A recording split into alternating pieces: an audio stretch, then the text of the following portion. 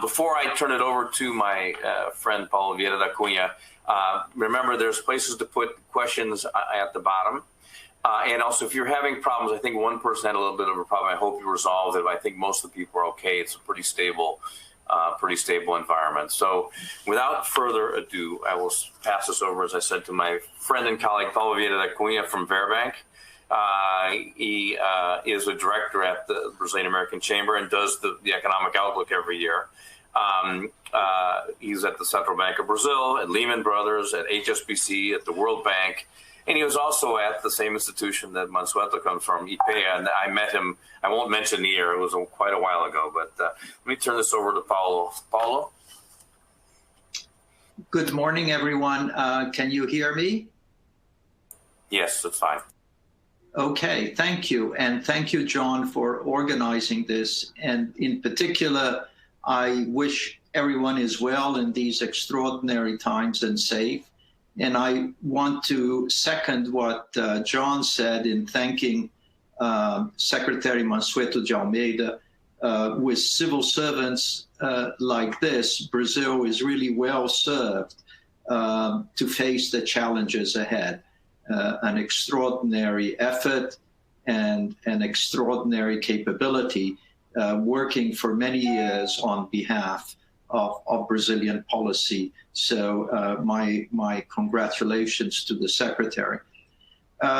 Today, to follow up on this, we have really an extraordinary panel of people. We are going to begin with a macroeconomic analysis of where the country is, and in particular of the consequences of the measures that have been taken.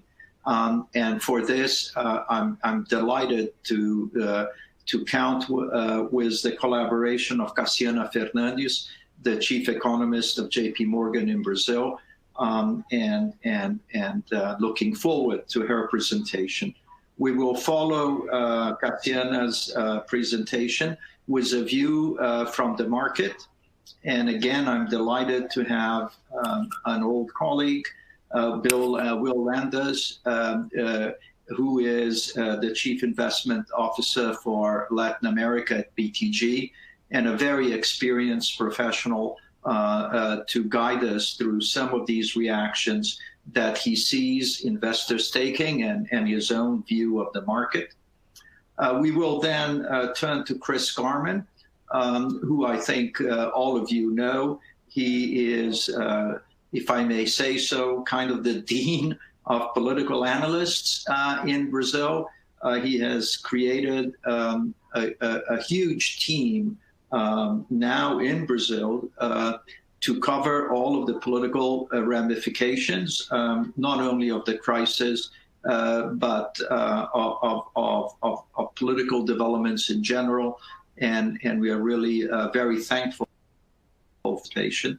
And last but not least, we will turn to Alexis Crow of PwC, who is particularly attuned to global geopolitical developments, and also she has for many years spent much of her time looking at Brazil. She's a particular expert on the Brazilian geopolitical risks, many of which she has written about. And after these four initial presentations, we will turn the floor briefly to John Welch to see if he has some questions to put to the presenters, and then we will have a second round where the panelists will make comments on each other, address some of the concerns that John may have raised, and finish up their own thoughts before we open to your Q&A. And I would appreciate it very much if all of you participants would send us your questions so that we can make this debate more lively. Well, again, thank you, and let me begin. I hope that you can see the first slide, which is a slide that summarizes the central bank measures, the measures that the central bank has put in place up until today to deal with the coronavirus. If you look at the numbers, it's an extraordinary set of numbers. As a total of GDP, the potential impact of these measures are 37.2%. And the key thing to underline here is the potential, because in reality, a lot of these measures depend totally on the behavior of the banks and the rest of the financial system. And so many of them will never really reach their full potential. And as Secretary Mansueto was saying, some of them in the capital markets are put in place for extraordinary situations that hopefully will never arise. Nevertheless, it is important to look at the first set of ones, which are called liberação de liquidez, which are liquidity measures, and which do include a number of regulatory changes that could increase lending by a very rapid pace. As the Secretary was mentioning, some of those measures, which are addressed to medium and small industry, will require some backing from the Treasury. But nevertheless, these measures are extraordinary, and the total size of the measures that the central bank has put in place is unprecedented. If we now turn to the second slide that I have, which I hope you can see now, which deals with the fiscal measures, which were the ones that Secretary Mansueto Almeida were referring to. These is a compilation made by the equivalent of the CBO in Brazil, the Instituição Fiscal Independente of the Senate. And these are the measures that are already in place or that are already definitely in the works. So they sum to close to 4% of GDP, 3.9% of GDP. 2/3 of them are an increase in expenditure, and 1/3 is a reduction in potential revenue. But if you focus on the ones that have to deal with increases in expenditure, which sum to 2.9% of GDP, again, it's a tremendous effort underlying what the Secretary said for a country that has really very limited fiscal space. So hopefully these are the kind of measures that will be needed. Hopefully they're already having a certain amount of impact, but the consequences of them are fairly uncertain, particularly as we deal with the future of the Brazilian fiscal position, which is always a great concern for all investors. So with this brief introduction, I would like to invite Cassiana Fernandes to begin her presentation. Cassiana, please. So first of all, thank you, everyone. Good morning. Thank you, Paulo and John, especially for the invitation. It is a pleasure to participate again in the Brazil Summit, to be part of this panel, as you said, such qualified panel with Chris, Will, and Alexis. I do have a few slides that I would like to show, and just to go through very quickly, despite acknowledging that in the current environment with all the unprecedented level of uncertainties, fears, and policy support, it's harder than usual to make projections and to have a high level of conviction on our forecasts. As Mansueto said, we have been running our models on growth and debt much more frequently than we were already used to do in the case of Brazil.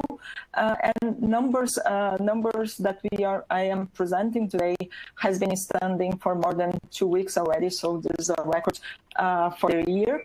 But I believe that's more than the numbers itself. It would be helpful to briefly illustrate the framework we are using to build our baseline scenario, and hopefully we will have time later so we can discuss a little bit and if we have any specific questions. So what do I mean by this, about the uncertainties? So to be able to forecast all the usual macroeconomic variables now, we and everyone need to have a baseline scenario for the pandemic, more specifically regarding timing and the extent of the impact of COVID-19 on Brazil. And here I totally acknowledge my lack of expertise on the subject, despite all the hours I have spent in the past months trying to read, learn, and discuss about it. But luckily for me, at JP Morgan Research, we have very smart analysts on various fields, using big data, scientific or alternative data, and with knowledge on modeling epidemics developments in other regions as well. So our equity research team has developed a model to estimate the pace of contamination in several countries, and they also apply to Brazil, that I hope that you can see in the chart right now.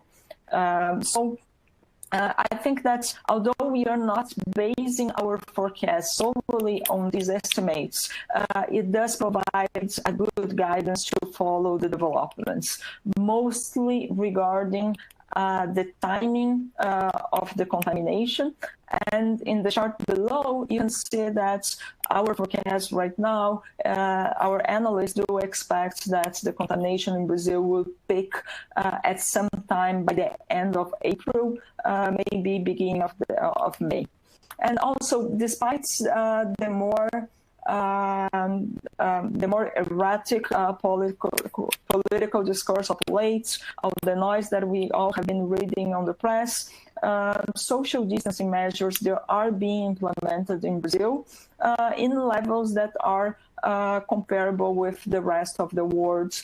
And I would just point to the stringent index that Oxford Research has put out, just to see the compliance of Brazil in relation to other countries. I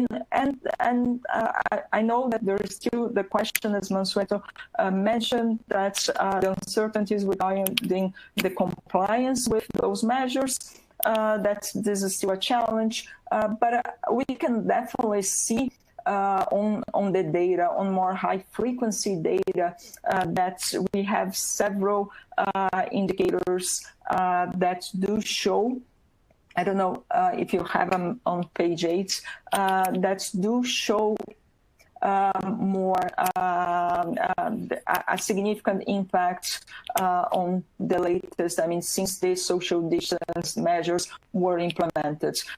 Looking at electricity consumption, it has plunged significant in the last few days. Also looking at this on the big data, all the Google search for food and accommodation, a significant drop as well. And I think that's most important.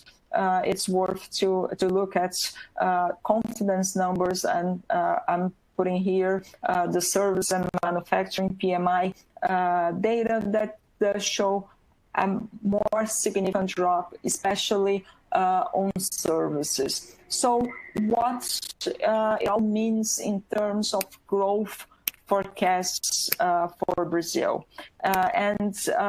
We are now assuming, and important to keep in mind the assumption, we are assuming that at least a partial and still uneven lockdown of some of activities will remain in place up to the end of April, followed by a gradual phase out of social distancing measures up to the end of May. So that would suggest a very sharp contraction in the first half of the year, around 13%, 6% drop in the first quarter, 20% drop in the second quarter, but followed by an important pickup in the second half to around 8% annualized pace. The main risks in the short term definitely are one, a more prolonged quarantine, especially if the compliance with the measures of social distance fail to flatten the contamination curve. And also, I think that there is a huge risk that the government fails to make sure that all the economic policy stimulus that were announced and Mansueto described very in detail, it fails to reach the hands of those that need most on a timely manner. So therefore minimizing the losses along the way and allowing for a more timely recovery after. In those cases, I think that is also important to have in mind that the odds of social tensions rising following the economic contraction is definitely something that we need to be aware. Luckily for me, that part I will leave with Chris to explore later. Also, in a second moment, we need to deal with the check. Who will pay the bill of this this economic downturn? And the way that we see, probably we are at the end of this crisis. We are going to have a much higher level of indebtedness that should also constrain the pace of the recovery in the second half of the year and maybe even going forward. What do I mean by that? If you look at the chart, output gap in Brazil will remain wide open in our estimations, at least up to the end of the year.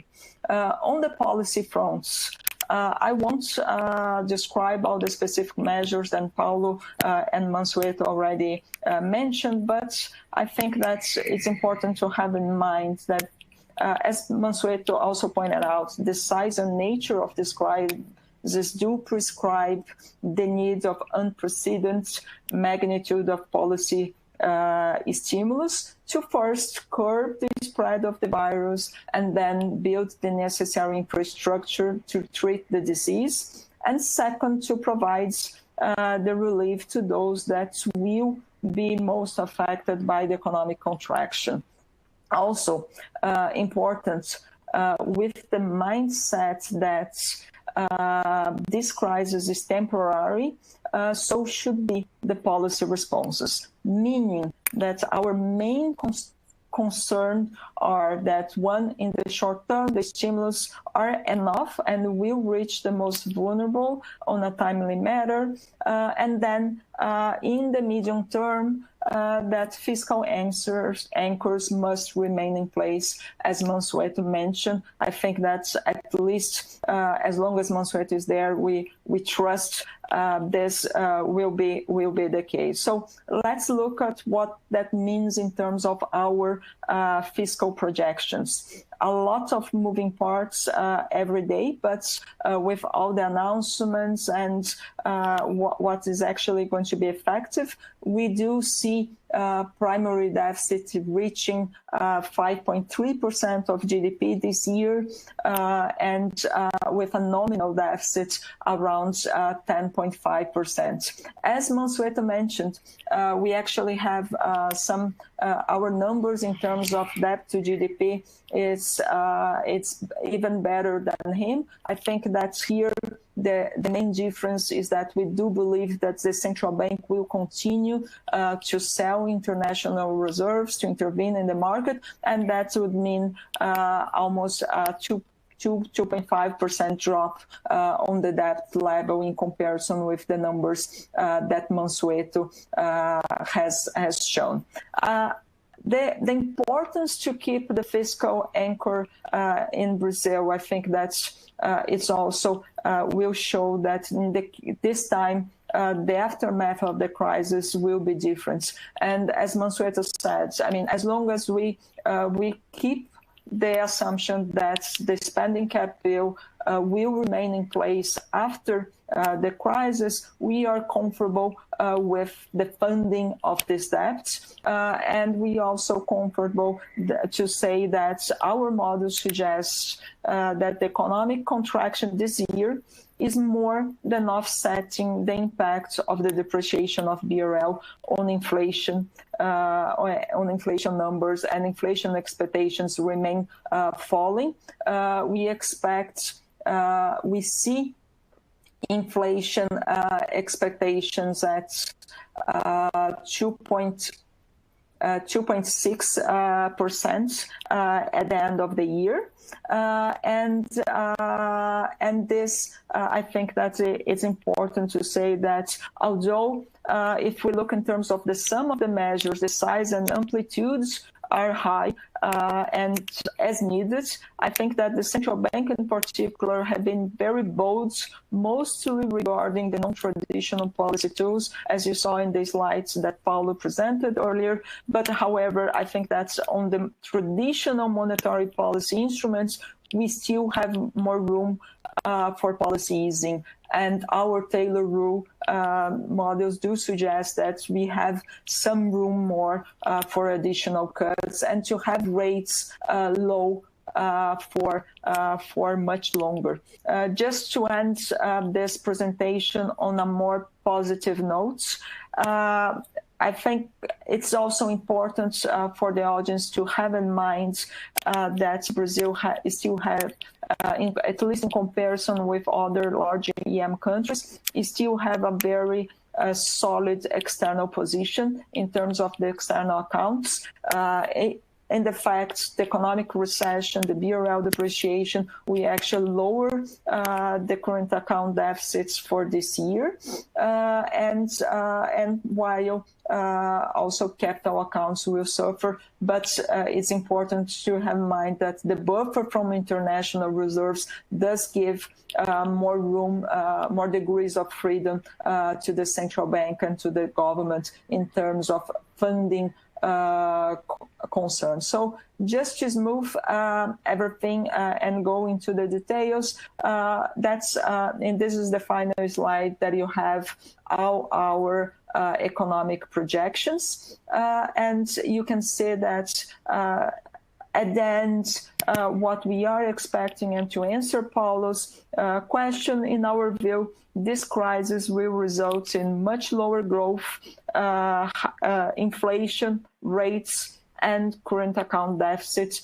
but at the end, higher fiscal deficit and also higher debt for households, for corporates, and for the public sector.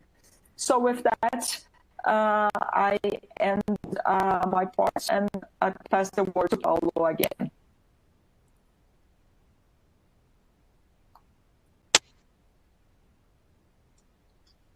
Thank you, Cassiana. This is really a superb summary of where we are and what is the likely outlook. Certainly very sobering. And as we all have learned from the Secretary and now from you, the key challenge is really going to be how we deal with the fiscal burden that's been newly accumulated and how this will be resolved in the years to come. It seems eminently rational to accumulate more debt at this particular point. But given the lack of fiscal space, how we deal with this debt in the years to come is going to be a challenge. And partly this question of the intertemporal inconsistency that we now once again face in Brazil is a big issue on the investor's mind.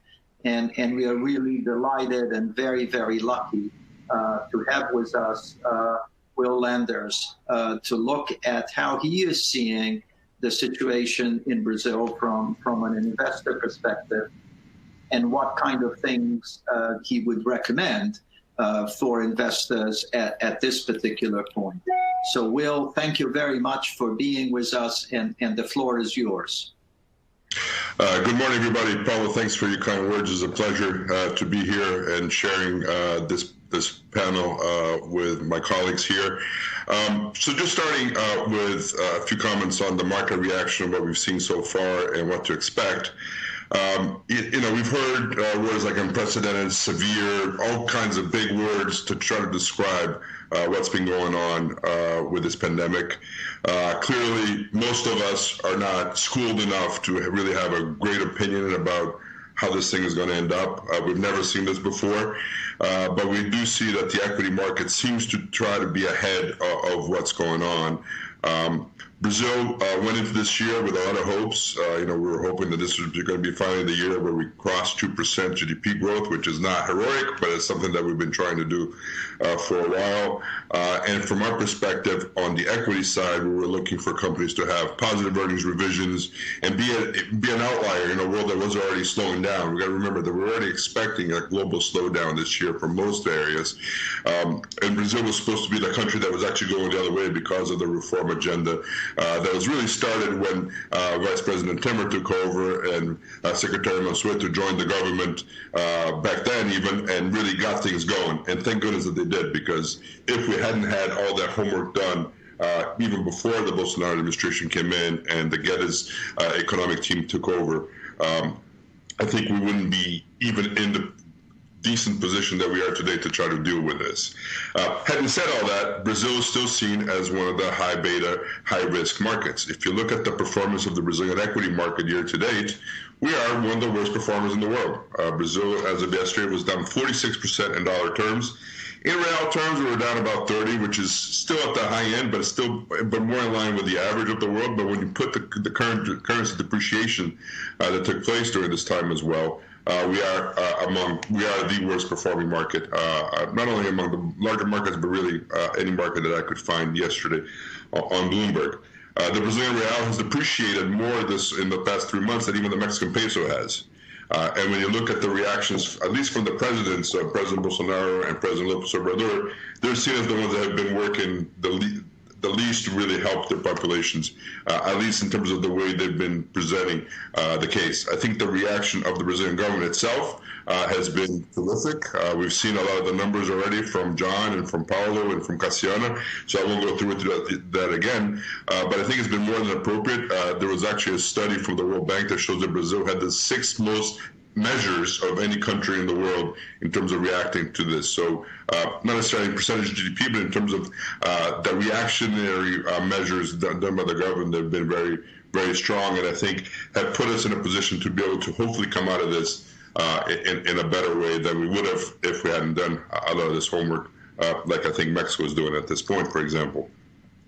I think from an equity perspective, again, we're trying to figure out exactly what are the numbers that we should be looking at, and it's very hard for anybody really to have confident numbers. I think the numbers that Cassiana put up just a few minutes ago, if they're correct, I think they're going to be fairly good. And if Brazil's GDP decline is actually lower than the overall global decline, it's around 3.2 versus 3.6, I think that would be considered to be a good number. I think from us on the equity side and for investors overall, the more important question is this going to be a V-shape? Is it going to be a U-shape? Is it going to be a W-shaped recovery?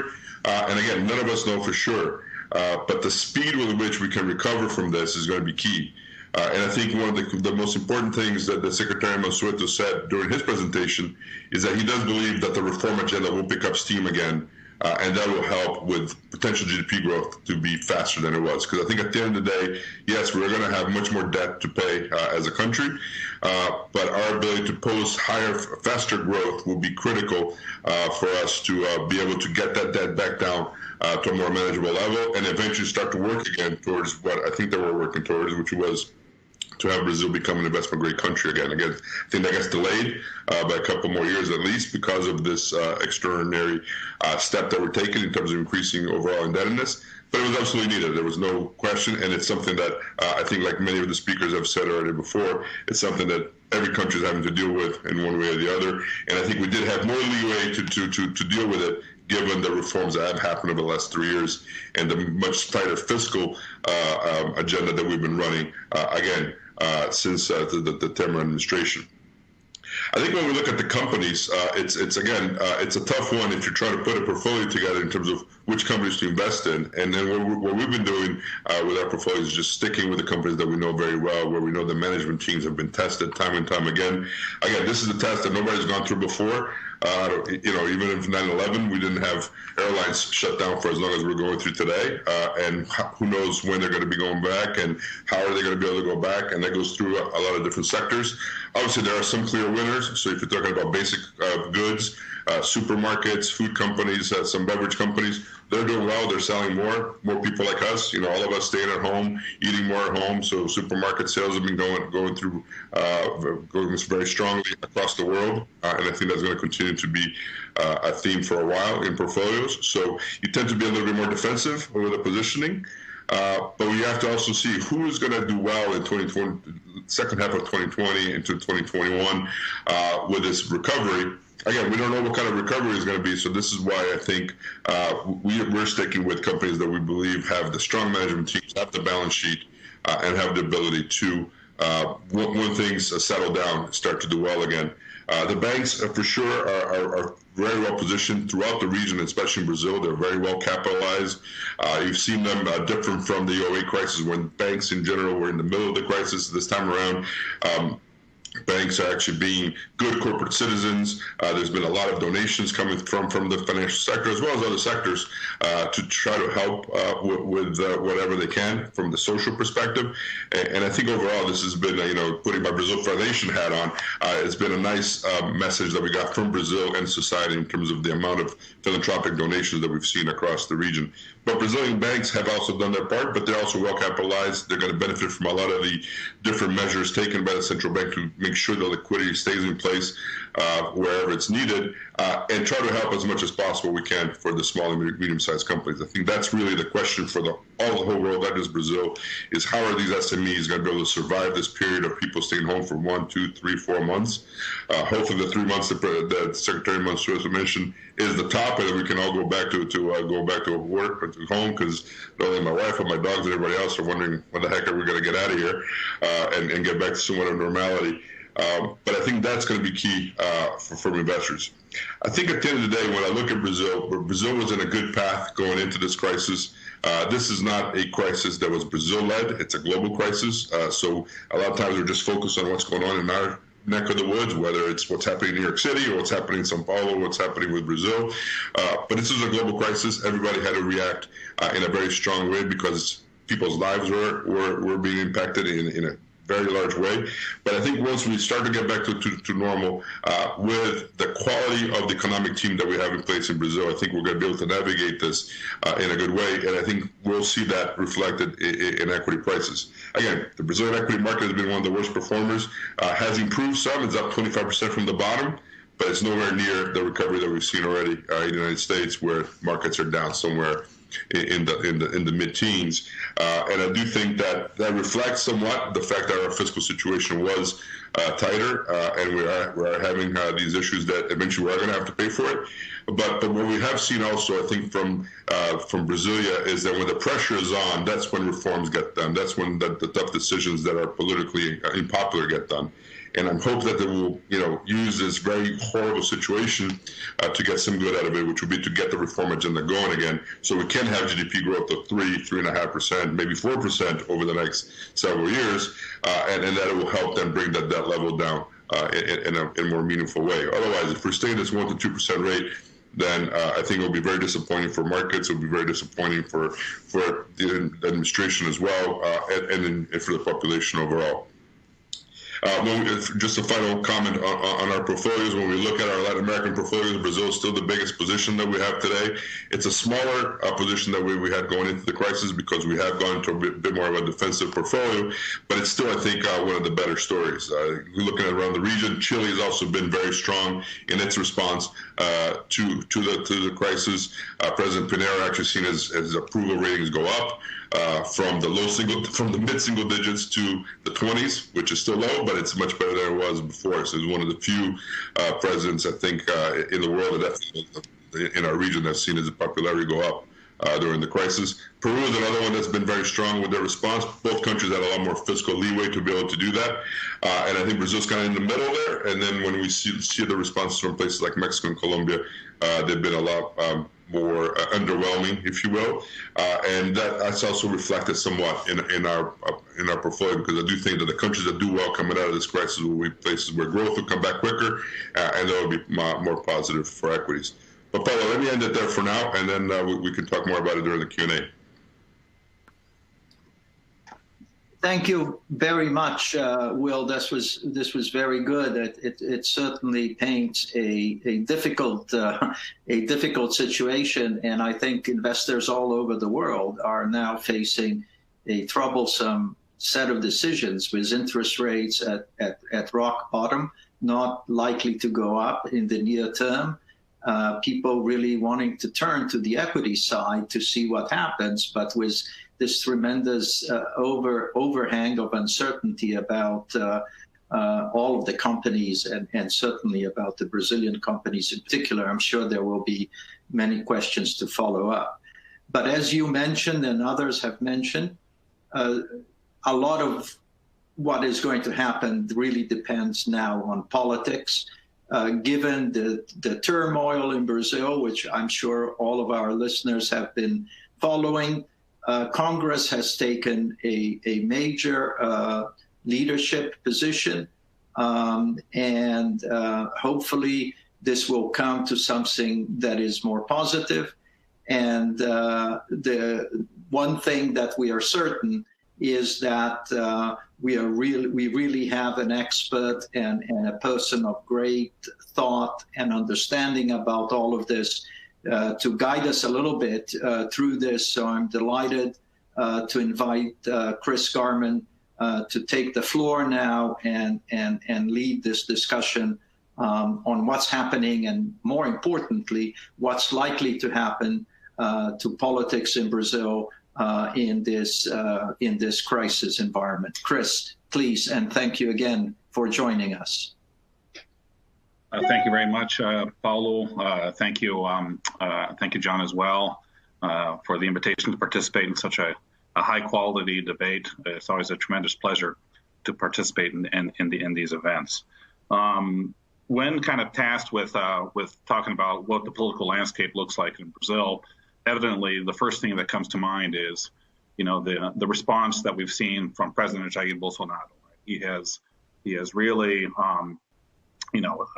become the poster child, I would say internationally, of a leader that has taken a very aggressive stance of trying to dismiss the severity of the pandemic, much more worried about the repercussions to a paralysis of economic growth and jobs, and as a result, very publicly incenting to keep on business as usual.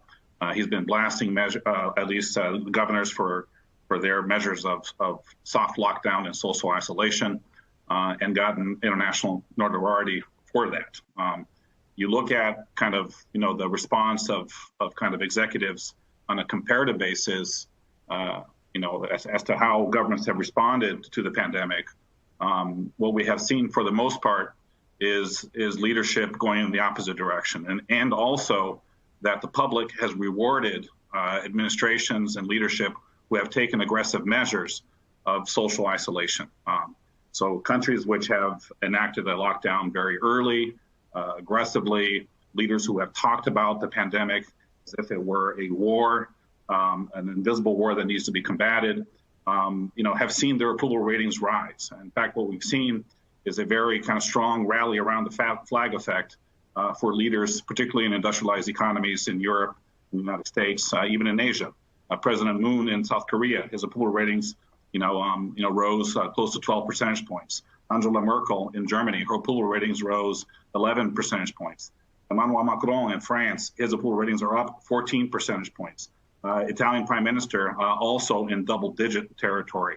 In the United States, President Donald Trump began dismissing the severity of the crisis, pivoted, at least partway through it. He had a small bump in his approval ratings of 5 percentage points. The same thing happened with Boris Johnson in the UK. Whereas in Brazil, President Jair Bolsonaro has been kind of blasting governors for their measures of a lockdown, making the case that the economic costs are potentially larger than the remedy to the pandemic itself.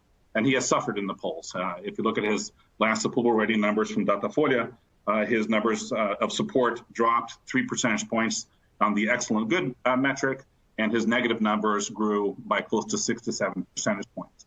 We look at Manuel López Obrador in Mexico, also taking a similar strategy of dismissing the severity of the crisis, more worried about growth. His numbers also have sagged a bit, right? So what I'd like to kind of make the case is this political reaction of the president, which this week may very well lead to the dismissal of Minister of Health Luiz Henrique Mandetta, it doesn't worry me as much from a policy and a political perspective.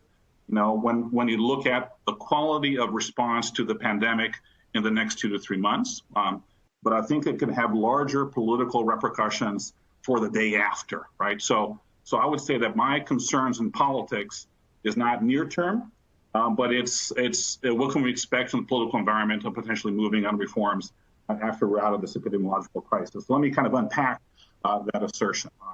When we look at the very near term political dynamics, I think that there's a case to be made that the policy response isn't a bad one. You know, the economic team got a lot of heat early in the pandemic a couple of weeks ago. They were late to the reaction, not being aggressive enough. That the Minister of Economy, Paulo Guedes, was tone deaf. But you look at what the government has enacted, and Paulo, you very well put on the screen, the total measures of fiscal relief total close to 4 percentage points of GDP. If you look at the things that are coming down the pike, being approved in Congress, and even the administration is talking about, we're probably going to be headed towards something north of 5 percentage points of GDP in total fiscal relief. If you compare that with other emerging market economies, that's on the upper end of the size of the packages that are being announced. Some countries are being more aggressive in EMs, notably Peru, Chile. If you look at the size of the fiscal relief of Colombia, of Mexico, of Argentina, South Africa, India, they're all between 1 and 2 percentage points of GDP. So the government is acting, right, number one, on a comparative basis, given kind of the constraints that emerging market economies have. Number two, Congress is acting responsibly. We've been speaking with party leaders, over the past, intensively over the past 2 weeks in a virtual tour of sorts. And what we hear is that there is a recognition in Congress that the structure of the relief needs to be one-off, right? So the message that Mansueto gave earlier, I think, is being heard by party leaders. In fact, you look at the structure of the relief, I think that there's consensus that it cannot significantly or permanently increase the structure of spending on the one hand, or permanently decrease the structure of tax revenue on the other hand. The mood in Congress is to approve anything that the government sends quickly, work with the administration, and build upon the measures that were given, and critically, not buy a fight with the president. Party leaders in Congress have been shocked or reacted very poorly to the president's decision politically to blast the governors. The press is talking about potential institutional crisis, impeachment, but all the party leaders I've been speaking to, including in the opposition, are telling us that we can't even talk about impeachment right now. That would be political suicide as well. We have to rise to the occasion. We have to focus on measures to be able to address the crisis in the very near term. And third, when you look at kind of the public health response, yes, the president's message of you can go outside, let's go back to normal, criticizing the governors, it can have an impact in reducing compliance with measures of social isolation, which can potentially flatten the curve of infections. But what we're seeing is that the governors have been almost kind of unanimous in their decisions of enforcing measures of a lockdown. And if anything, I would say that the president's decision to take such a strong political gamble of very publicly criticizing measures of social lockdown is probably going to have the inverse effect. It may very well lead to an equilibrium in which the lockdown is kept in place for longer. On the one hand, you have governors who kind of are looking at the public opinion polls. They're seeing that the public is supporting measures of social isolation and that the president's position doesn't hold popular support in a meaningful way. So they're not incented to back down. In fact, many of these governors are potential contenders for the 2022 presidential race. And so this has become a national issue that is dividing the pro and anti-Bolsonaro segment of the country. And so it's actually leading governors to dig their heels in further to defend their positions in a context where the president, at least politically, is very isolated in his position. So if anything, it's just going to make them a bit harder for them to ease out of their lockdown quickly. And interestingly, the reaction in Congress to the president's political strategy of blasting governors is we need to approve these measures quickly, and we also have to help governors in their positions. And you notice that the one element of fiscal relief that is being given by Congress, which the economic team is not comfortable with, was approved in the lower house yesterday. It extends a significant package of fiscal relief to state and local governments and guarantees that governors will not lose their revenue over the next 6 months at a potential price tag of 80 billion reais, right?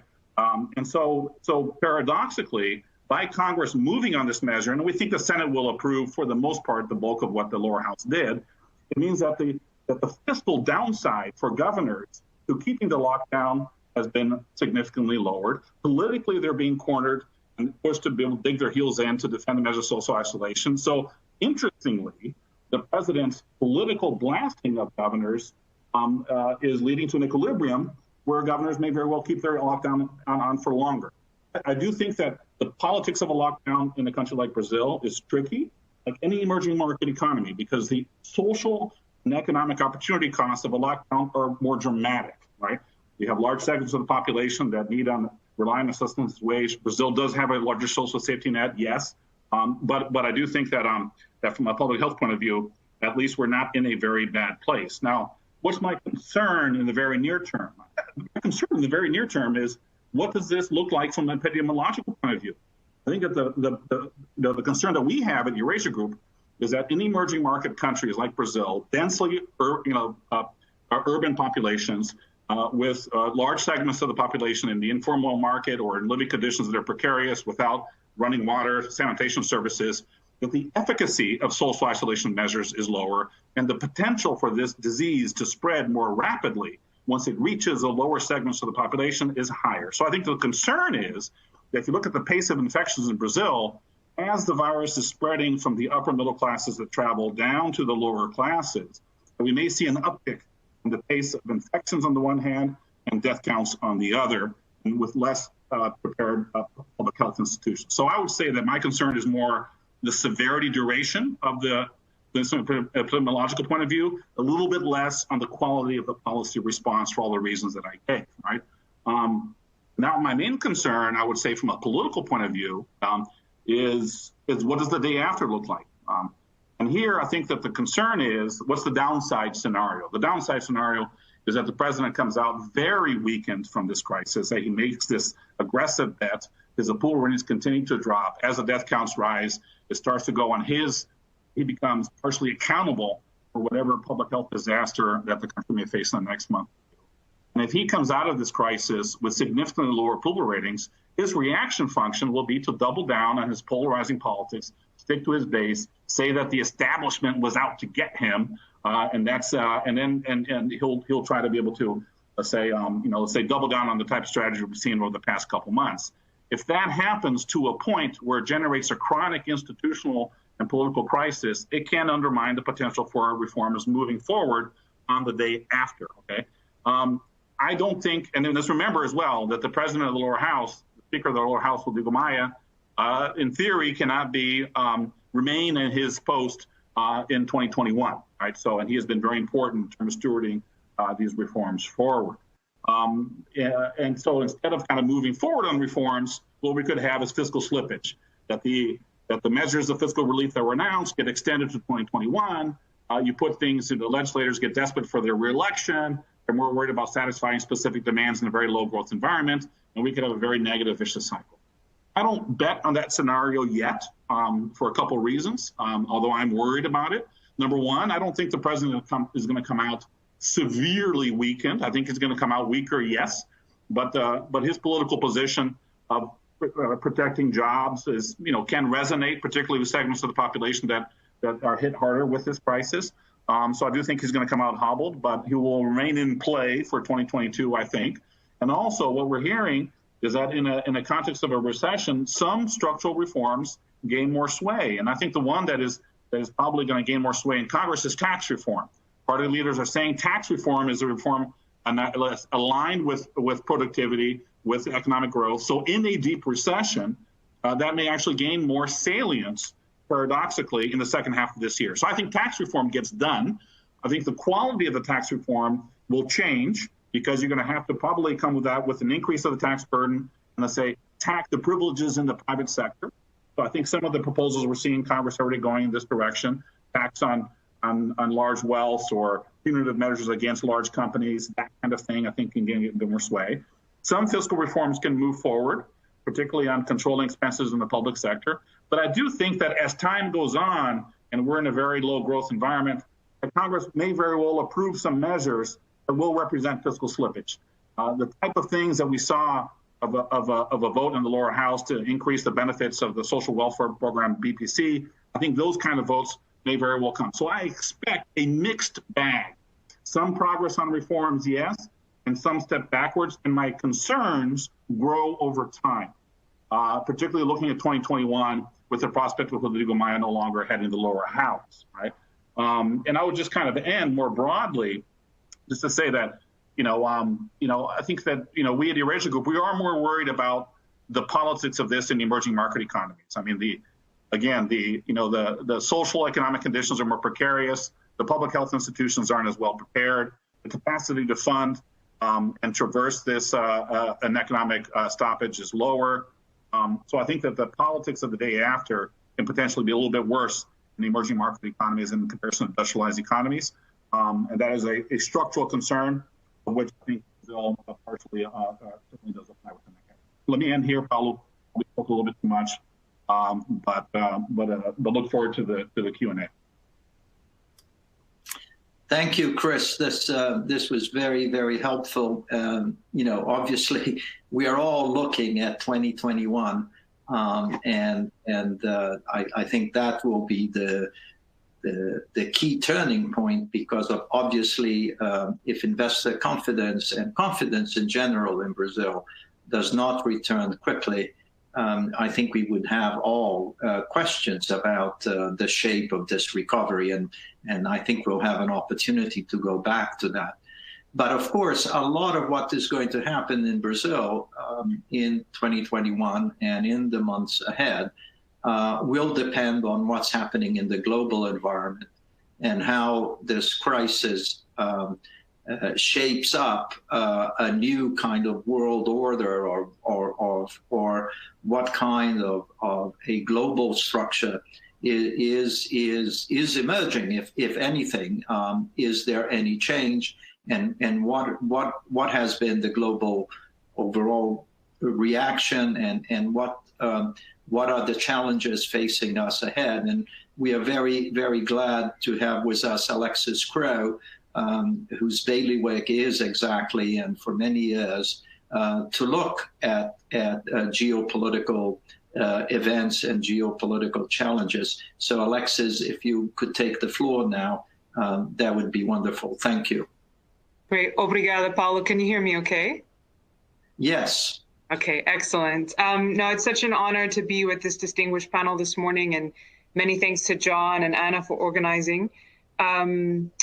I think where we stand, I was very buoyant to hear Gian Maria Ferretti, the Deputy Chief Economist at the IMF yesterday, in a beautiful display of humility, communicate the extent to which the epidemiological outlook is obviously making the task of economic forecasting very, very complex when it comes to the world economic outlook.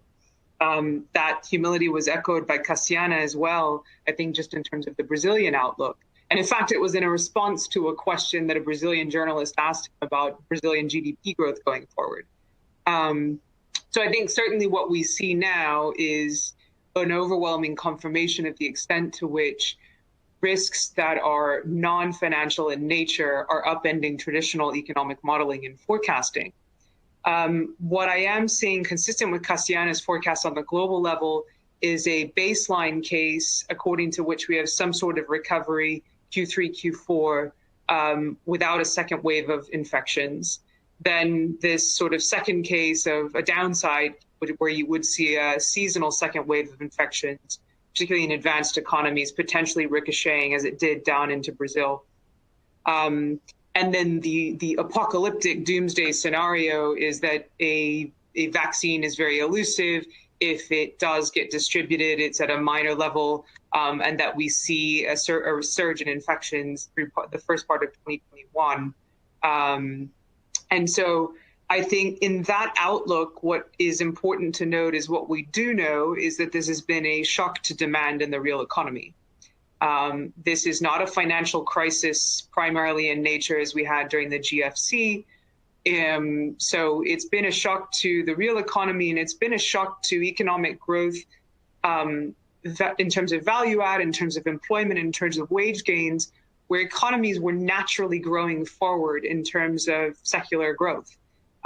So thinking about the industries of travel and tourism, leisure and hospitality, looking to e-commerce in terms of retail, and this has certainly been a shock. And what I would say crucially for Brazil, if we think about services, contributing to 70% of employment, consumption generating 70% of GDP growth, is that the shock will remain, I think, in terms of demand for quite some time.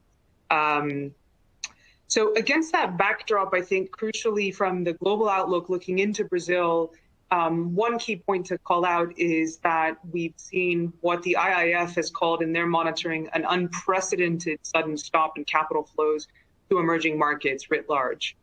And so if we go back to the original beginning of the shock, the epicenter of China, I think when you look at capital flows in liquid markets going to emerging markets, when China sneezes, the rest of EMs catch a flu. When commodity prices slide, the rest of EMs catch a flu. And problem children start to sputter. Problem children, I would say, potentially Argentina, Turkey, South Africa, then the rest of EMs catch a flu. But what's interesting to note, if you dig down into these Q1 numbers, is that we've seen the unprecedented stop in portfolio outflows. But we have seen in terms of FDI and equities, non-resident inflows actually holding steady. So I think that's important to point out. To Will's point, I think we're certainly seeing some preferential holdings maintained by those who know countries best. As this exogenous health shock has become a domestic health crisis in Brazil, I'm just going to kind of dovetail to what Chris was talking about at the country level. I do see some similarities with the US here, where you have bankrupt state and local governments going into the corona crisis. So some creative political nimble actions needed to be addressed to stimulate expenditures necessarily to combat the health crisis in government balance sheets, which are already etiolated. Inadequate health systems to be able to deal with this. Yes, I think America has a lot to learn from Brazil in terms of universal health care and access for all. But I would say that most health systems have been hugely stressed in dealing with the crisis. And then I would say on the outlook for consumption, this is where I'm quite concerned. Because as we know, we had historic high in private consumption as a percentage of GDP in Brazil Q3 last year. And now, obviously, it's brought to a standstill. Will mentioned some of the grocers. I think some of the grocers in the UK have had their best years. But we are dealing with bottlenecks and supply chain difficulties. And just in terms of retail sales, I think in Brazil, only 3.5% of retail sales are online. So you are looking at a standstill to that whole part of the economy, generating the GDP growth as well as the employment growth. I think a key move when we think about the relationship of geopolitics to economics and geoeconomics, I think a key move from the government has been, I think, an emulation of what we see in France, the chômage partiel, which is to be able to maintain workers and their jobs, to be able to also address the informal economy. Because when we eventually do hit recovery, you want to have workers furloughed but not formally laid off. And obviously, this is something we've seen Spain do Germany has this with the Kurzarbeit policy, and I think that policy of the government will be a key one, and the way in which it's communicated to the voting public and the general public afterward will be crucial for Gedges and the whole economic team. Again, I would say that these are jobs where we've seen the direct hit, and we're likely to see the direct hit for some time in Brazil, such as tourism, about 8% of GDP, that are naturally growing forward out of the secular stagnation of shifting from manufacturing to services providing economies. So I think those are going to be important and crucial going forward. Some are talking about the future of the travel industry. I would side with Martin Wolf on this, that this is a once in a century pandemic, and also Bill Gates, that we are likely to see. I think what it will take is a full-scale vaccine to treat the different strains of COVID-19 that we've seen for already, to be able to have a whole resumption to economic activity. But in the meantime, I think you're going to see a severe hit, obviously, to income, which has an implication for income inequality. Coming to, I want to talk about the fiscal deficit and the financial stability piece.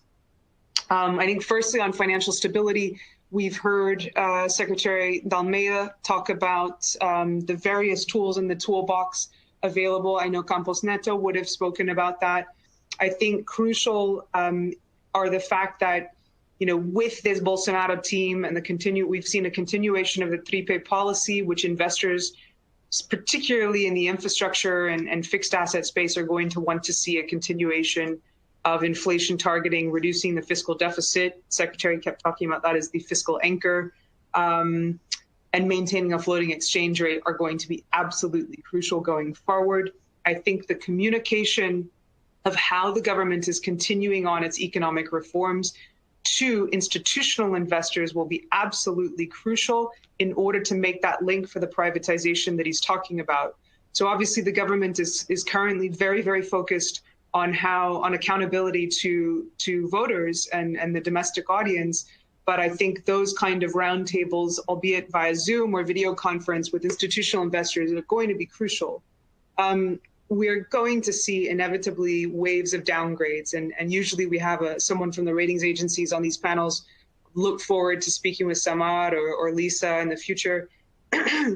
What I would say is that if I'm an institutional investor and I'm looking on a country-by-country basis and I have to deploy trillions of dollars, I am going to look at the countries that will continue on the economic reforms beyond the exceptional circumstances that this coronavirus outbreak have caused to governments. And I think that's going to be crucial going forward. In the meantime, the financial stability piece also becomes key. If we go back to the GFC, Brazilian banks obviously holding very steady throughout the GFC. I think some of the tools the Fed has maintained in the wake of the GFC, including the swap lines, will be great to be used. To date, this morning, I see the central bank still has not used them in Brazil, unlike the counterparts in Mexico, but I think that's going to be crucial going forward. I think it's also going to be crucial that in those kinds of dialogues with institutional investors, that there's not a stigmatization around accepting multilateral help. The IMF has held its cards very close to its chest on who has actually asked for help, but I think that's going to be crucial going forward. And then to be able to think on a long-term, on a country-by-country basis.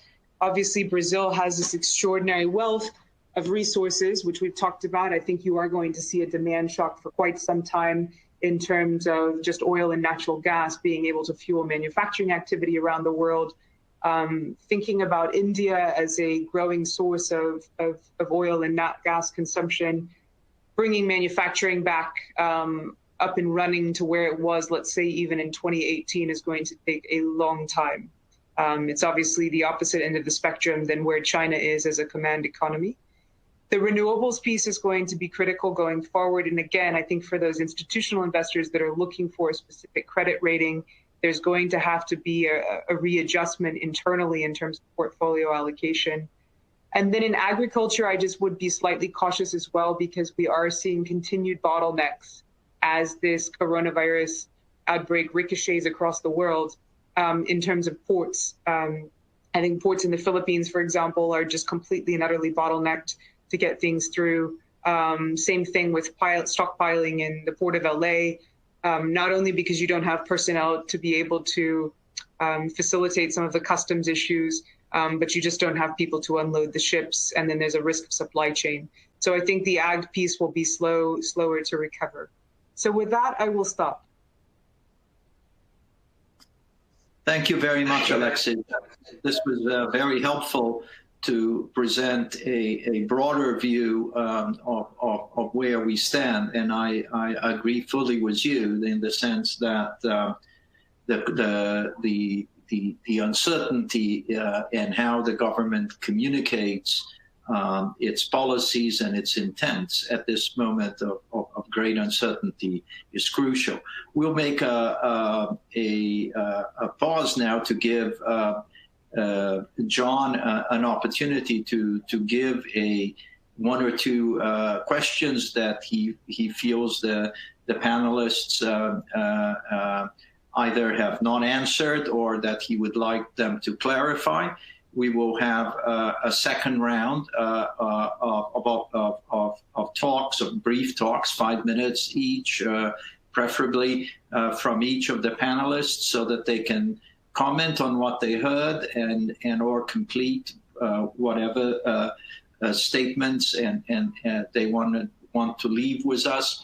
I would just begin with one thought for all of them, and this is something that was raised repeatedly, and that has to do with the shape of the recovery, and nobody really knows. If you look at the recent recovery in Brazil, it has been devastatingly flat. That is, the recession officially ended in 2016, but the recovery has been very disappointing. And as Will said, we never really got to the 2% growth.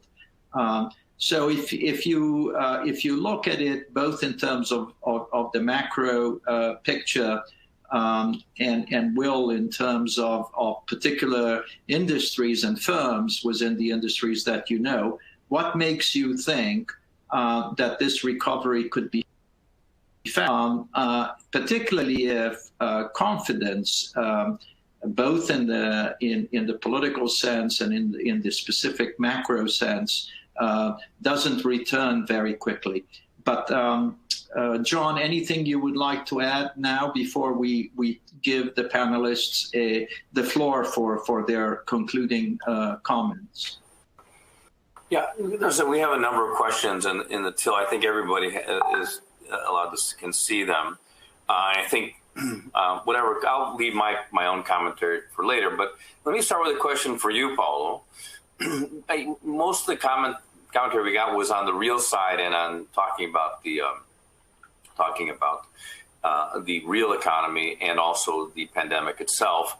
Just wonder what your thoughts are, being a former central bank director, about these initiatives that you started off with. I mean, clearly we're swimming in the dark here a little bit on everything, forecasts, whatever. But I just wondered, maybe from whatever angle you want to take it on it, my own sort of thing is that every country has its own set of laws and how they deal with the central bank. But central bank actions have fiscal ramifications. In the United States, everything's okay as long as the Treasury goes along with it. So, with Article 13.2, Section 13, number 2, foreign exchange intervention has to be initiated by the Treasury because the U.S. Constitution vested the executive and Congress with that power, but they created it. In Brazil, it's been, since you're part of the new central bank, and also it's an evolving new central bank, I just wonder what your thoughts were. Thanks for that question. Very briefly, I think that the measures, the fiscal measures that have been put in place are tremendously important in terms of sustaining income. And in this moment of crisis, that is the main concern, particularly among the most vulnerable groups.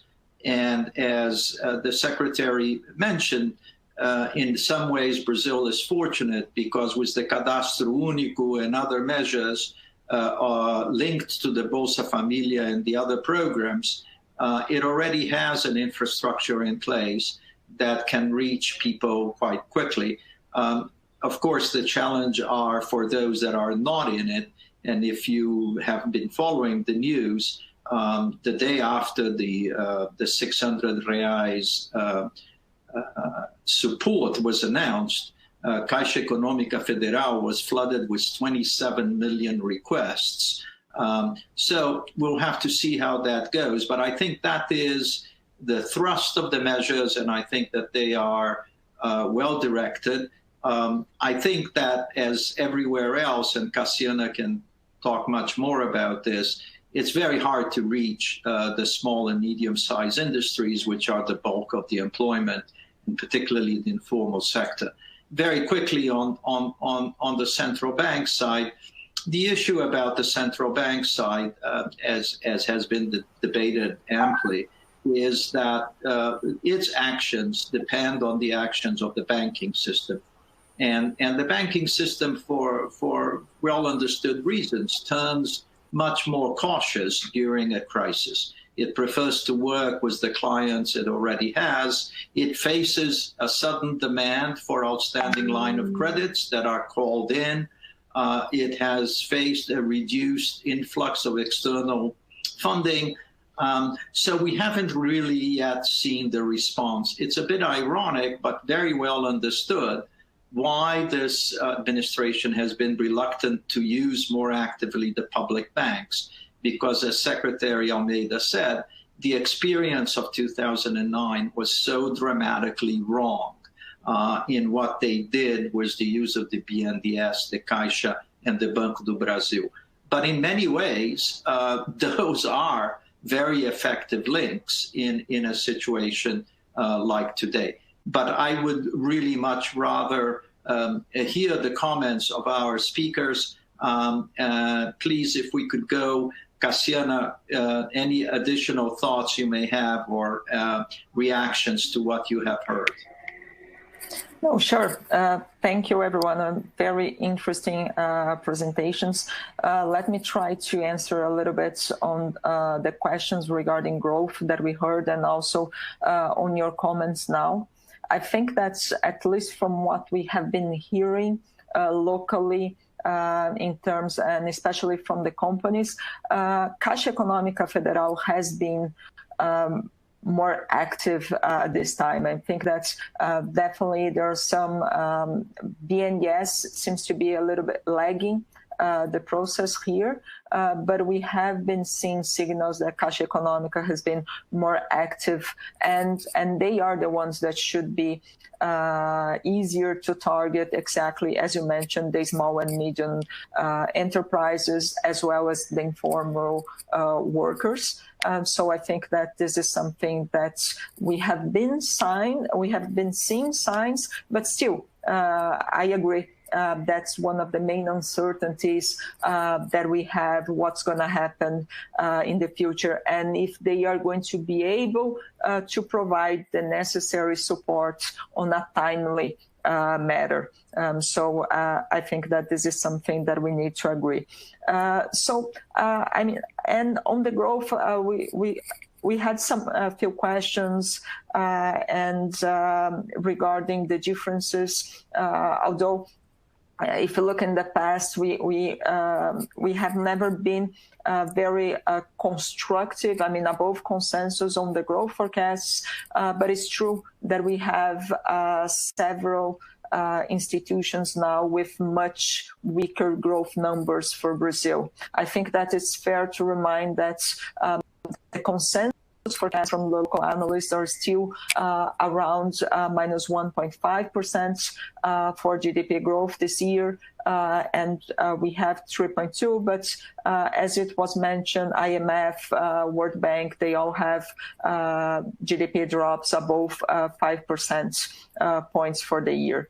And again, I'm going to repeat the points that I mentioned, and Alexis also mentioned about the IMF. I mean, we have to be humble with so many moving parts nowadays, in particular on subjects that we do not have any domain, and regarding the spread of the virus, healthcare system capabilities, and even the policy responses, not only in Brazil from the Brazilian government, but also globally, what's going to happen. And as all the participants already mentioned, we are going through completely uncharted waters. We never saw a crisis like that, a pandemic like that, with such a synchronized lockdown, such a synchronized drop on the world's activity.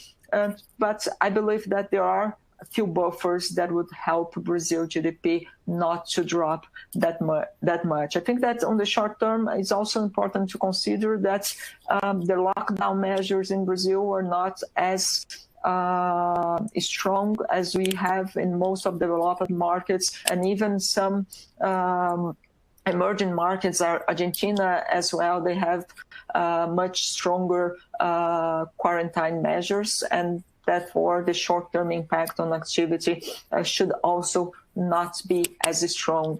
The government has been active on providing the support. We already seen some of this, the funds are already channeling to the private companies, or even now with the subsidies to the most vulnerable part of the population, the 600 BRL allowance. Also, I think that's agriculture sector, it's going to be a buffer.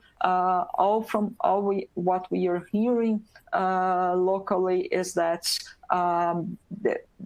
they continue to be very active. We didn't see yet any supply chain constraints. I mean, meaningful supply chain constraints for agriculture sector, and this is still around 5% point of GDP in Brazil. So I think that will give a buffer. Is different from most of the developed markets in which agriculture sector does not matter much, and the lockdown will impact less there. Also on services, the participation on GDP in services in Brazil is a bit lower than what we have in US or and other developed markets. So I think that this is also something that is important. And the original scenes that we had, I mean, as you mentioned, the size of the public banks or the rigidity on the labor market that are usually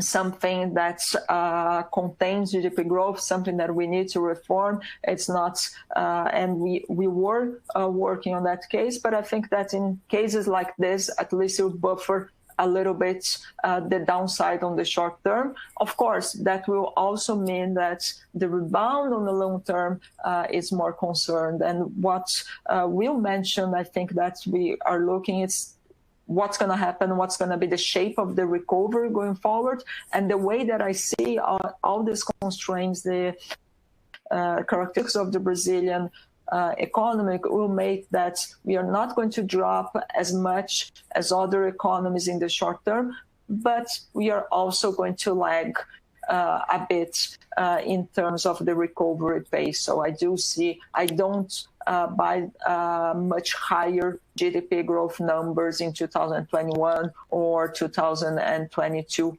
because of that constraints as well. And we will need to deal with the debt as Mansueto mentioned. So I think those are things that we need to have in mind as well. But as I said, I mean, a lot of uncertainty. I don't have a strong conviction on those numbers, but I do have a strong conviction on regarding that in the medium term, that the recovery will take much longer and it's going to be slower as well. Thank you, Cassiana. That was very helpful.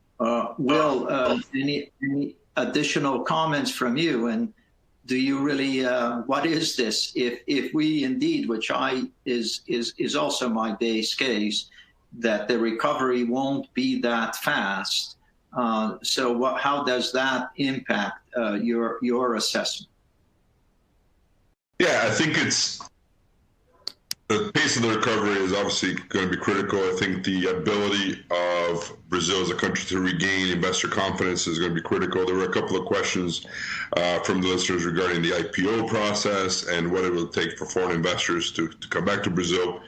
The reality is that over the last 3 years, we've been expecting or been hoping to see foreign investors getting back into the Brazilian equity market. And that never really came through. Even after the pension reform was passed, people thought, okay, now we're going to see global investors coming in, and we really didn't see significant inflows. We saw some investors participating in some of the primary and secondary offerings that were being done, the big Petrobras offering and then a couple other ones. But net, we've been in a net outflow mode from foreign investors still during this period where I think that the top-down story has improved. The interesting thing has been that local investors have been forced almost to get into the equity market because of the drop in interest rates. With the Selic rate having gone down from 14.25 to 4.25, now 3.75, and expected to go down then a couple more times, as Cassiano mentioned. There's room for rates to go down even further. Some folks are talking about a 2 handle on the Selic rate by the time this whole thing is over. None of us on this call, I think, expected to have a rate at the current levels, much less at a lower level. Having said that, we've seen rates go down to much lower levels across the world. Peru is at 0.25, Chile is at 1 and change. At 0.5. The only country, again, that's got still relatively high interest rates is Mexico at 6.5.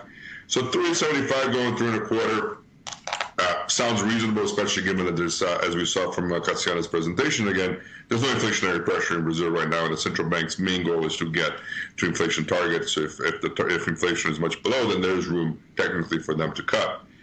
From an equity perspective, that's usually great news because with lower rates means the country risk premium goes down, the discount rate goes down in models, so companies technically, theoretically should be worth more. We saw the Bovespa get to 120,000 points before this correction. We got down to the 60s. Now we're in the mid to high 70s. I think the market was down this morning. I haven't checked since the call started. But we haven't come down. We haven't recovered as much as some of the other global markets. And when we put it in dollar terms, we're still some 50% or 55% below where we were in dollar terms back in 2011. When Brazil was at the height in terms of investor interest. So I think the local investors will continue to come into the equity market because of really a lack of an option and needing to get better returns than what they're getting from the local interest fixed income market. Interestingly, we haven't seen outflows from local investors. We've actually seen the local investors put more money to work in the equity market despite the huge drawdown that we had during this crisis. So that was something that I was concerned about because this is the first time for a lot of local investors, for a lot of individuals to invest into equities. And obviously they got a very hard lesson about what it means to invest in risk assets, that there is risk and sometimes the risk goes against you. But we are seeing in the conversation that we're having locally that the investors are looking for opportunities and have been investing more. So I think that's going to continue. Foreign investors, I think it's going to still be a bit of a tough sell because of the image that Brazil has had over the last about year and a half or so, the issues that we have with the Amazon, now the issues with how we're dealing with the coronavirus and all that. But I do think that once we can get people to focus on the economics, on the reforms, and if Secretary Massoud is correct and we get the reforms going again, I think that's going to be a positive thing for foreign investors to look at this market again. I think the fact that U.S. valuations have gone back up again, the U.S. market is only down 12-13%. That helps us in terms of making the case that, again, we've been an underperformer, even though the situation is much different from before. I do think that there was a bit of an excess going into this year with 27 IPOs lined up to go this quarter. Obviously, they all got delayed. Most of them canceled, a lot of them canceled. And I do think that we're going to see, and that was really led by this huge inflow from the local market where they needed more places to put money to work. But I do think that we're going to see investors being a bit more cautious with the type of companies that they're going to be willing to invest in an IPO and what kind of valuations they're going to be requiring. from these companies. So I always say there's always a window for a company to go public if the valuation is right and the story is good. I think we had gotten to the point where the stories were not so great, and the valuation was definitely not that attractive. So we weren't planning on participating in a lot of the IPOs that were planned for this quarter anyway. And I hope that in the second half, when this market starts going again, hopefully starts going again, I think that we'll be able to be a lot more selective, and hopefully the banks will as well be more selective in terms of the companies that they bring for investors to look at. So overall, typical equity guy versus you guys on the economic side, a bit more positive, hopeful, glass half full type of person, type of investor, but very cautious in terms of the positioning right now, and hoping that the worst is behind us here in the States, and that shows us what could happen in Brazil, hoping that the climate will help us. But again, I used to joke that I didn't study politics, and I was always talking about politics in terms of investing in Brazil. Not only have to talk about politics, we also have to talk about this whole coronavirus situation, which I'm clearly not well studied enough to talk about. So I'm just going by what I read and hoping that the curves do flatten out, that we can get back to somewhat of a normal life again. And if we do, I think that the equity markets look much more attractive at current levels. Rates are much lower in Brazil than they were, lower than anybody had expected, so that's generally good for equities. And I think we have great companies that are doing a very good job of managing the situation at this point. And one last thing, in terms of the usage of government-owned banks, I think it's been good that the government has been somewhat reticent to use all the bills that they have in place. I think they've done a very good job in terms of cleaning up the balance sheet at the BNDES and refocusing their activities, and hopefully that stays on. Caixas, I agree with Cassiano, is definitely the place to be used for a lot of the social activities as part of their charter, as the president of Caixa has been saying on a lot of these live presentations that he's been doing around. And we got to remember that Banco do Brazil is government-owned, but it's publicly traded. So the fact that it has been the least utilized, I think, is also correct. It shows the improvement in governance that we've seen from this administration across all the different government companies. So I think, again, shows that the economic team is doing its job, and I think it gives us the confidence that once we get through this, we can get back to a better playing field where we can do our investing and our stock picking. Thank you, Will. This was really, I hope you're right, and we'll have to just in a way trust on what the future brings. And speaking of that, I think that a lot will really depend on how the public assesses the politics going on. And Christopher, going back to you, I mean, before all of this crisis, the focus was already on the presidential race. So where do you think we are now? And any other comments you want to make on what you've heard so far, please? No, thank you, Paulo, and it's been kind of great hearing the different speakers here. I would kind of summing up, I would make three points just for us to be able to keep in mind. The first is that when we talk about what's the political landscape's going to look like, and even the economic outlook, I do think we have to recognize that we still have a lot of large known unknowns just from an epidemiological point of view, right? We have a public health team as well at the Eurasia Group, and it's not at all trivial, to make a bet that we've already gotten towards the peak of infections and we're going to get back to a version of resumption of normal activity, in the next month or two, right? I mean, the whole politics of how you ease measures of a lockdown could be very difficult. The moment the trade-offs are that when you start easing measures of a lockdown, the potential for resurgence in the cases is there. Until you don't have a vaccine in place, consumers may not go back to a normal pattern of behavior in terms of how they're going out and about, and agglomerations and that kind of thing. And there's just a lot of uncertainty over how this virus actually behaves, right? So when we do kind of scenario planning, you can have an optimistic case where it may peak in industrialized economies in May. You start to easing at the end of May. There are other scenarios that this could go on a version through July, or you have another significant rate of reinfection in the fall.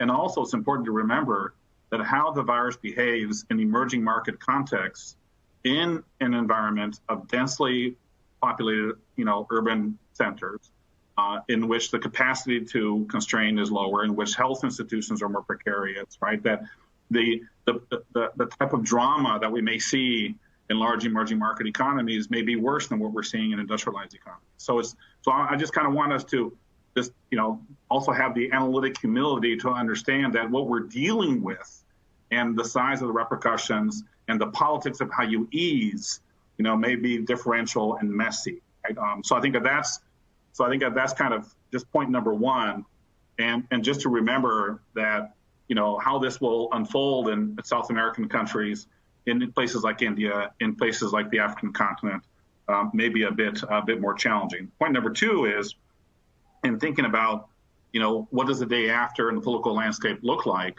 and I saw that there were a couple of questions here also on where is leadership going to come from in Brazil, right?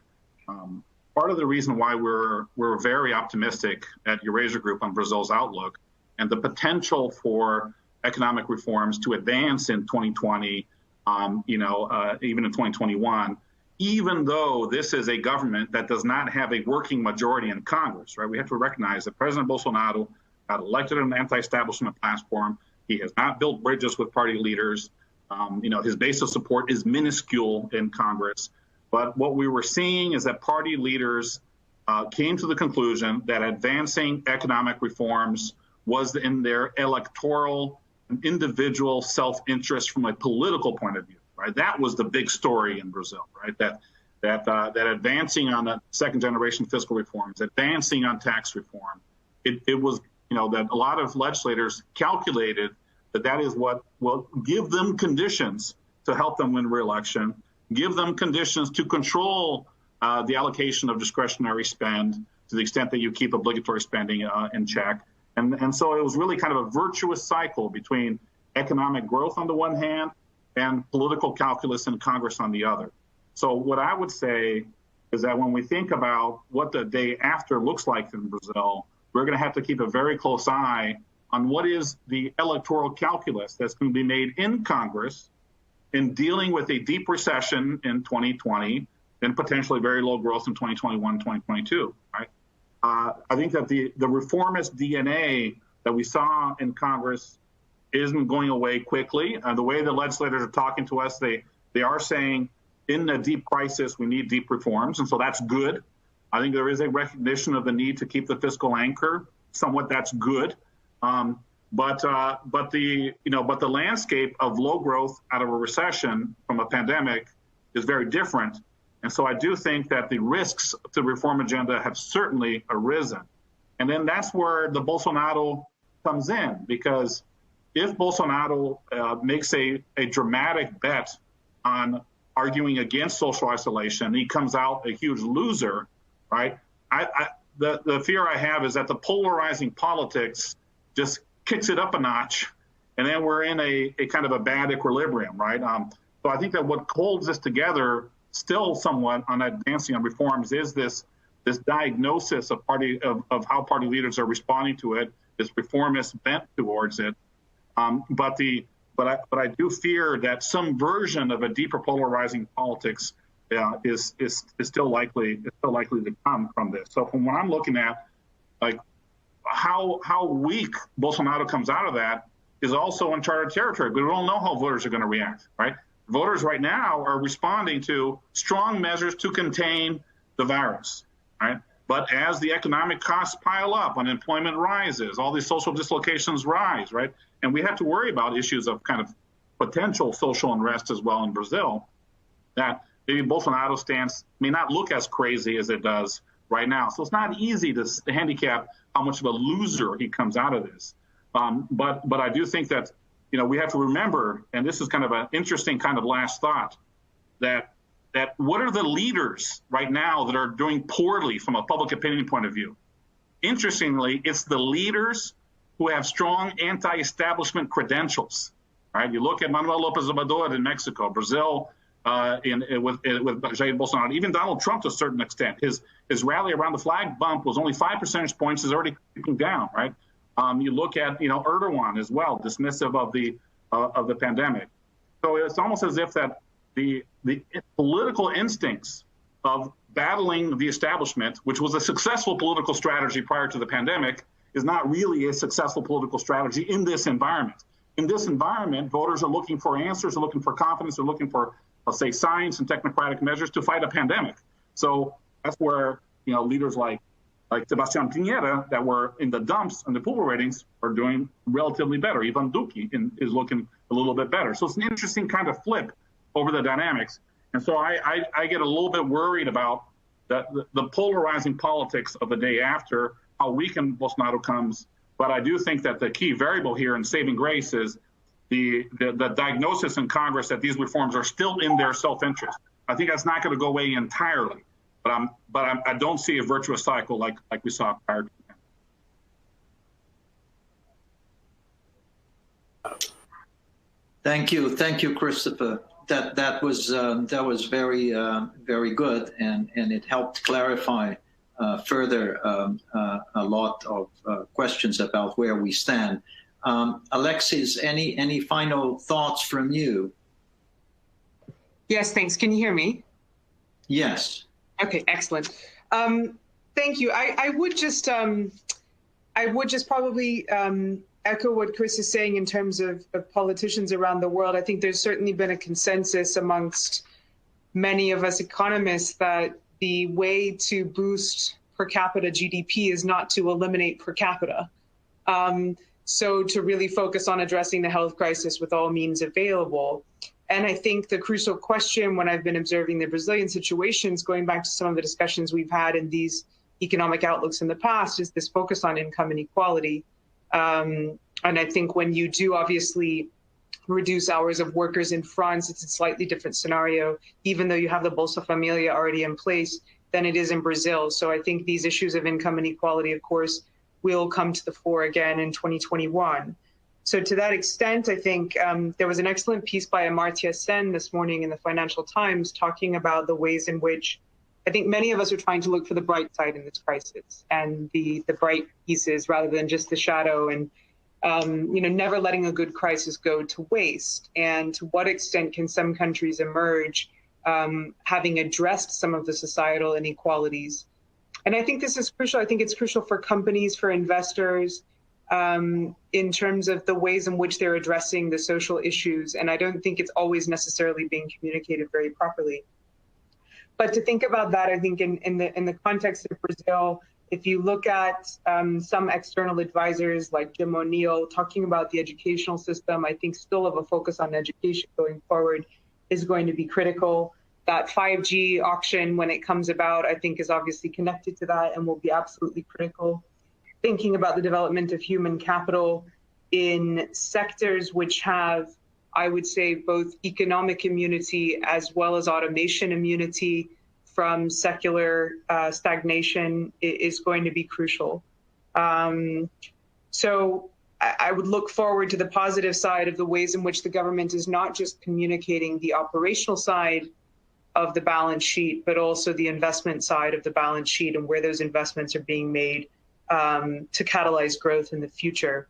And then just a couple of other points. I think one thing when I look at Brazil from as an outlier in contrast to the rest of the world, having entered this into early cycle measured in terms of standard deviation, would be the lower household debt servicing costs. So we saw obviously a preferential rush for some households, and I think that's going to be crucial for some part of the recovery going forward.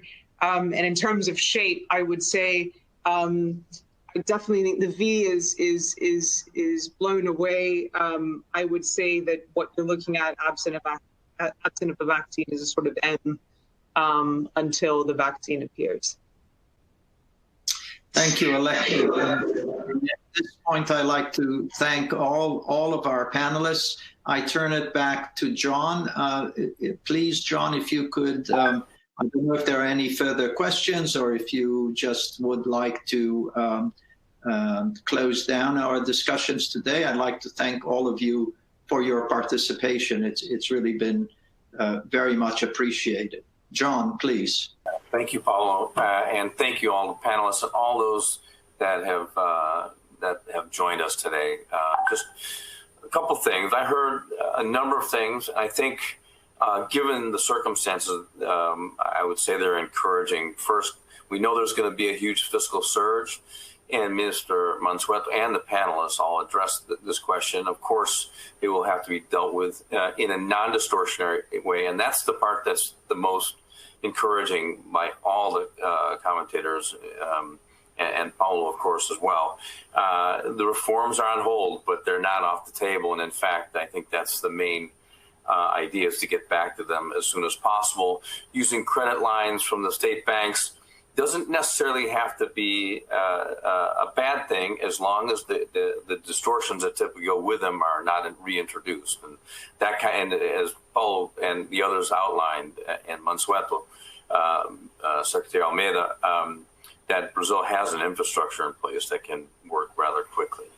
And finally, we also heard on the trade side. So, and returning to privatization. So the reform agenda seems to be still intact.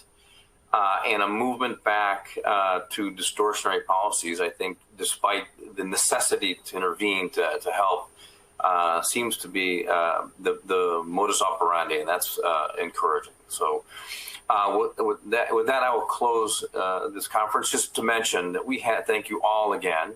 It was really excellent. We have a number of webinars coming up.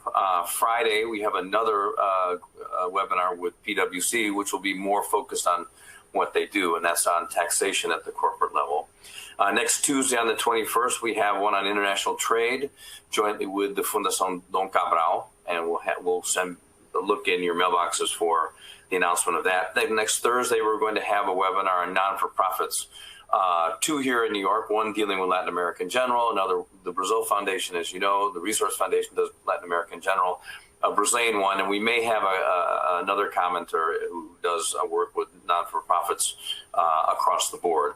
And then finally, on April 28th, we're going to have Luisa Trajano, our Person of the Year, giving a question and answer session as only she can. So please look at your inbox and please join us on these other webinars. And with that, thank you very much.